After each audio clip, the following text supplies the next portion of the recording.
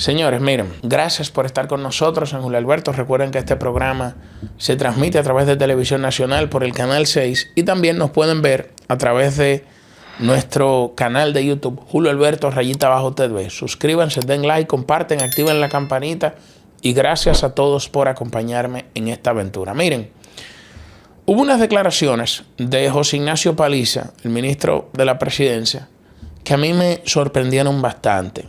La vi en el periódico Diario Libre y son relativas a la indexación salarial.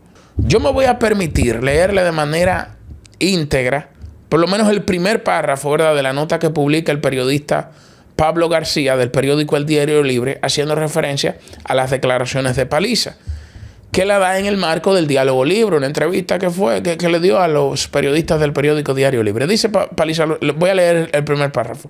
El ministro de la Presidencia, José Ignacio Paliza, calificó como interesante la propuesta de indexación salarial, aunque indicó que es una medida que beneficiaría más a la clase media de la República Dominicana. O sea, es una manera como de utilizar un lenguaje políticamente correcto, así es una propuesta interesante, y luego utiliza una conjunción negativa o adversativa para contradecir lo que dijo al principio, su afirmación inicial, que es el aunque. Es decir, que eso le da un matiz negativo a la manera de cómo él se está refiriendo a la clase media. Y yo me pregunto, ¿o esto es un error gramatical del periodista que redactó la nota sobre lo que dijo Paliza? ¿O sencillamente estamos hablando de un funcionario que está mostrando indiferencia e insensibilidad frente a la clase media dominicana? Lo cual me resulta peligroso. ¿Peligroso por qué?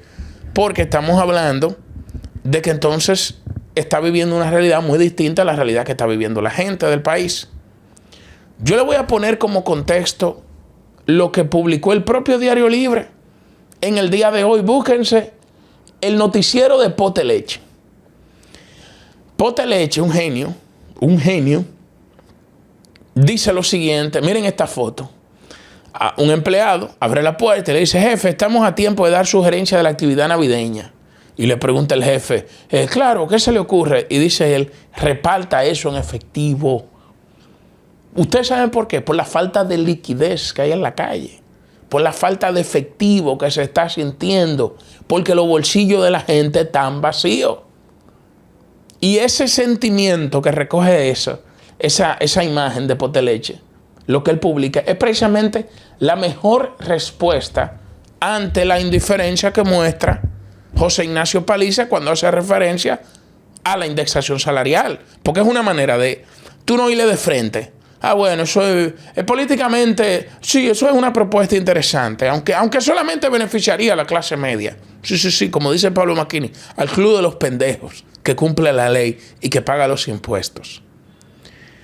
Pero esto yo lo quiero poner en contexto para que ustedes vean, porque ya se ha debatido bastante, ¿verdad?, de que beneficia a más de 700,000 trabajadores, la indexación salarial, que yo reconozco que hay que identificar dónde se van a buscar los recursos, que yo reconozco que el gobierno tiene un problema fiscal y siempre he avalado y me he inclinado por el diálogo serio sobre esta medida.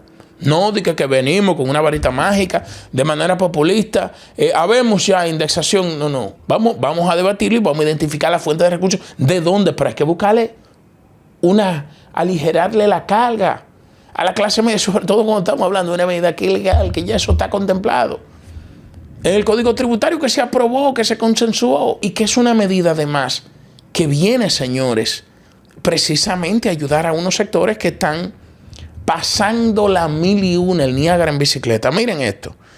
Según un informe del propio gobierno, el índice de calidad del empleo en la República Dominicana, que es un informe que elabora el Ministerio de Hacienda y Economía, donde está Magín Díaz, dice lo siguiente este informe. Búsquelo ahí. Miren lo que dice.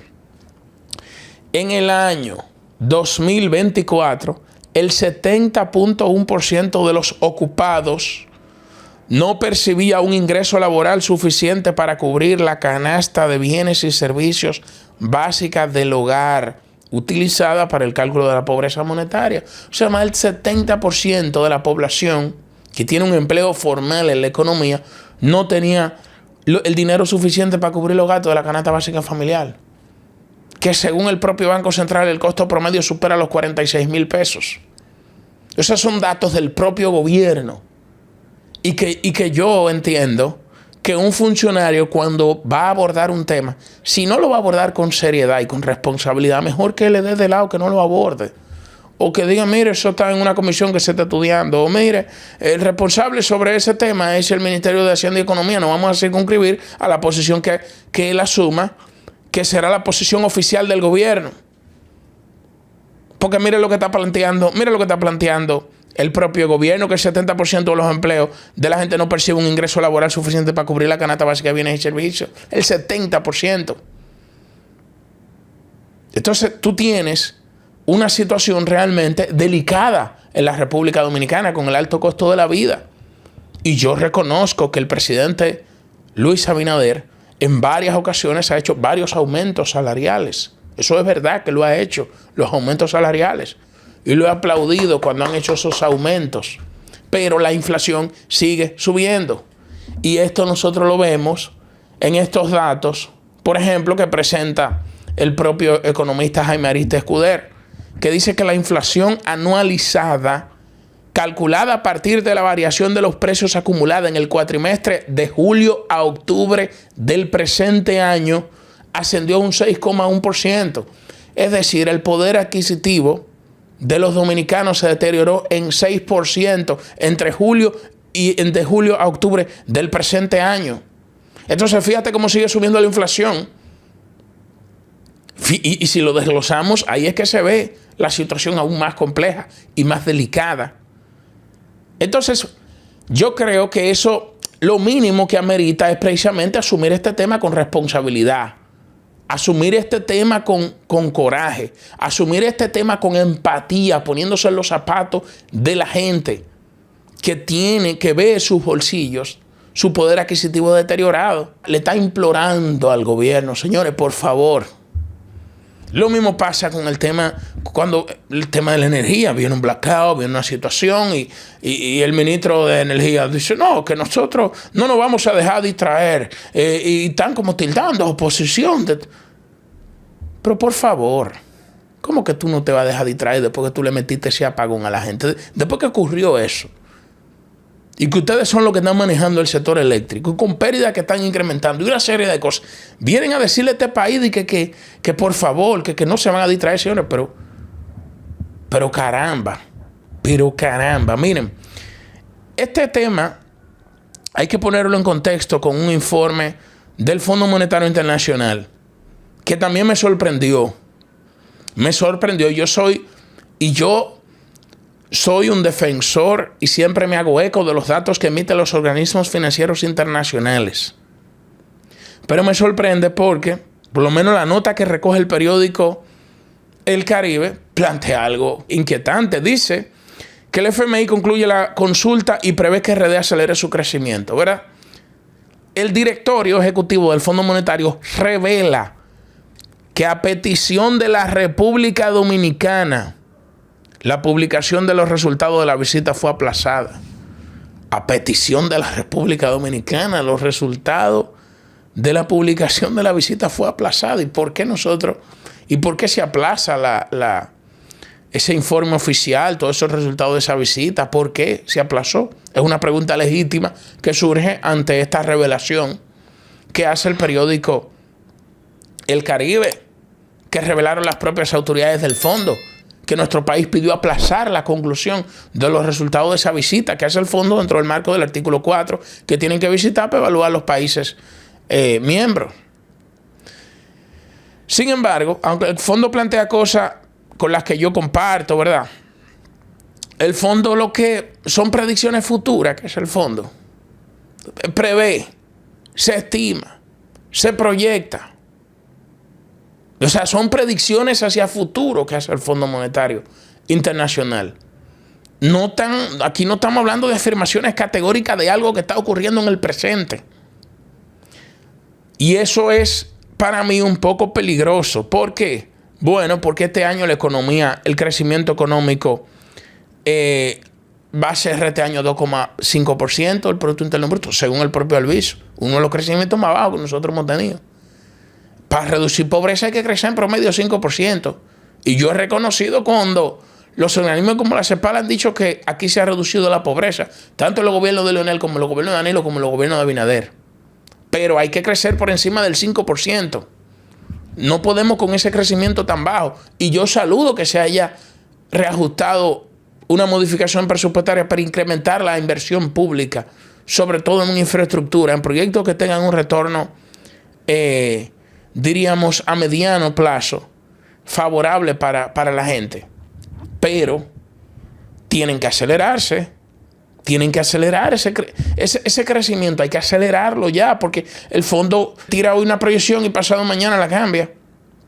O la propia CEPAL o el propio Banco Mundial. Y hay que reconocer que hubo un contexto internacional de mucha incertidumbre.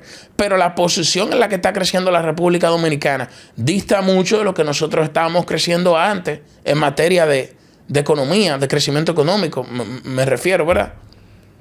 Entonces, yo creo que esto hay que tomarlo, ¿verdad? Como una señal de alerta. Como una señal de alerta, porque tenemos que ver qué es lo que estamos haciendo ahora. Que nosotros, por ejemplo, vamos a asumir el plan Meta 2036 y que vamos a alcanzar el objetivo de vamos a duplicar el Producto Interno. Perfecto, está bien, pero ¿qué hay que hacer para duplicar el Producto Interno Bruto? Invertir ahora. Es disparar esa inversión pública ahora. Eso no es para el futuro, eso es ahora que hay que hacerlo. Que el fondo llama a que hay que aplicar el pacto eléctrico. Ajá, pero el pacto eléctrico implica un ajuste de la tarifa. Y el pacto eléctrico implica reducción de las pérdidas. ¿Y con quién que nosotros vamos a aplicar pacto eléctrico? Con los que han disparado las pérdidas y disparado la factura eléctrica. Entonces son temas que por eso digo que para mí son un poco delicados. Son delicados. Ahora, de que República Dominicana crece por encima del promedio regional, bien. De que nuestro país, diríamos que la economía está mostrando resiliencia, bien. Ahora, a mí me preocupa, por ejemplo, miren esto. Miren esto, por ejemplo. El déficit y la deuda del gobierno se proyectan en una senda gradualmente descendente debido en parte a la reducción esperada de las pérdidas del sector eléctrico y una mejor focalización de los subsidios a la energía eléctrica y a los combustibles. ¿Y qué es eso? ¿Con qué se come eso? Reducción de la pérdida. ¿Y dónde se están reduciendo la pérdida? O sea, ¿dónde que se están reduciendo? Si lo que están haciendo es que se están incrementando. Por eso digo que este tema hay que analizarlo con pinzas. Yo voy a dedicar otro bloque para analizar este informe del Fondo Monetario Internacional que las autoridades dijeron que se aplazara, según plantea el periódico Diario Libre. Entonces yo creo que estos temas hay que asumirlo con... Eso es lo que tienen que estar explicando los funcionarios, con ese estilo pedagógico, con una comprensión, ¿verdad? Que demuestre que son personas que saben lo que están haciendo y que no están dejando al presidente Abinader solo en el gobierno. Solo me refiero a que el único... que está tomando la medida, que tiene un equipo de gente competente, que está ahí con él diciéndole al presidente, por aquí no, por aquí sí. Mire, esto es aquí, es por aquí que nos vamos. Pues yo quiero saber también una mejor focalización de los subsidios a la energía eléctrica y a los combustibles. ¿Qué significa eso? ¿Con qué que se come eso? Explíquenos con qué que se come eso para nosotros salir a celebrar también. Entonces yo creo que estos temas el gobierno tiene que verlo con mayor seriedad. No tiene que ver el tema de la indexación como algo... Yo creo que puede hacerse una conversación seria. Y es verdad que eso no se aplica desde el año 2017. Eso es verdad. Que no solamente una responsabilidad del gobierno del presidente Luis Abinader. Sin embargo, vamos a asumir estos temas con seriedad.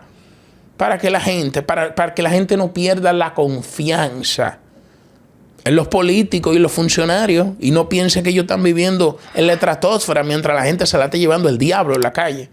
Con apagones. Con precio altísimo y que encima están hablando los funcionarios un idioma que ellos no comprenden. Señores, gracias por estar con nosotros. Seguimos.